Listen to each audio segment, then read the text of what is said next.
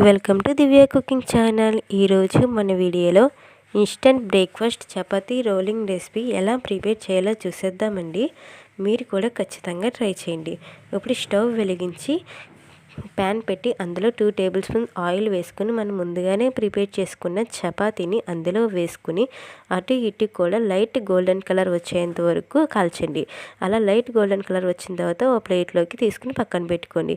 మీకు ఎన్ని అయితే చపాతీ రోలింగ్ రెసిపీస్ కావాలో అన్ని చపాతీలను కాచుకుని ప్లేట్లో పెట్టుకొని మనం కట్ చేసి పెట్టుకున్న వెజిటేబుల్స్ అన్నీ కూడా దాని మీద వేసేసుకొని 1 స్పూన్ వరకు చిల్లీ సాస్, 1 స్పూన్ వరకు టమాటా సాస్ వేసుకొని వీడియోలో చూపిస్తున్నట్టుగా రోలింగ్ చేయండి. మీరు క్యారెట్, బీట్రూట్ ఏదైనా వేయచ్చు. పిల్లలు కూడా హెల్తీగా ఉంటారు. అలా రోలింగ్ చేసుకున్నవన్నీ కూడా ఒక ప్లేట్లోకి సర్వ్ చేసుకోండి. అంతేనండి, instant breakfast chapati rolling ready. మీకు కనుక వీడియో నచ్చితే ఒక లైక్ చేయండి. అలాగే మన ఛానల్ని సబ్స్క్రైబ్ చేసుకోండి.